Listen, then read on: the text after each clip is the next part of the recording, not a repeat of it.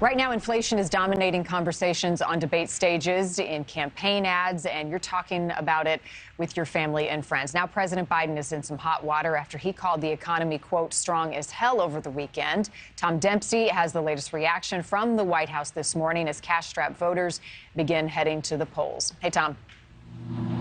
Hey, Marnie. Yeah, inflation, like you just said, continues to be really the most talked about issue ahead of midterms now, just over 3 weeks away.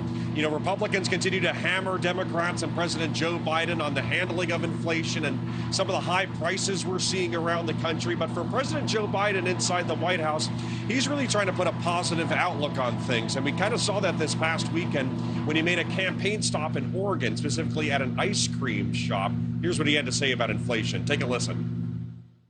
Yes, our economy is strong as hell in the internals of it. Inflation is worldwide. It's worse off everywhere else than it is in the United States.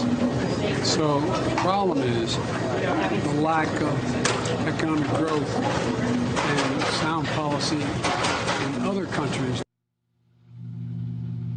Now, a recent NewsNation and Decision Desk HQ poll really shows, the impact, the political impact of inflation across the country, with 93% of the people who responded. We're talking about people who align it with Republicans, Democrats, even some independents. 93% of the people who responded said they remain somewhat or very concerned about inflation.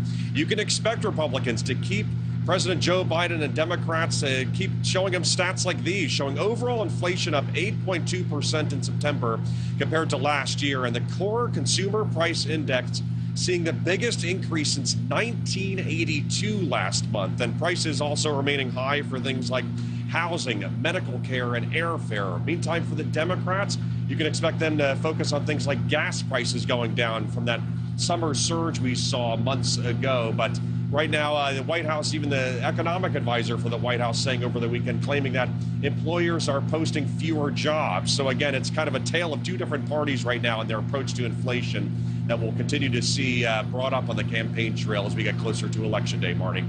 Tom Dempsey at the White House. Tom, thank you. Thank you for watching. Go to newsnationnow.com to find NewsNation on your television provider. And don't forget to click the red subscribe button below to get more of NewsNation's fact-driven, unbiased coverage.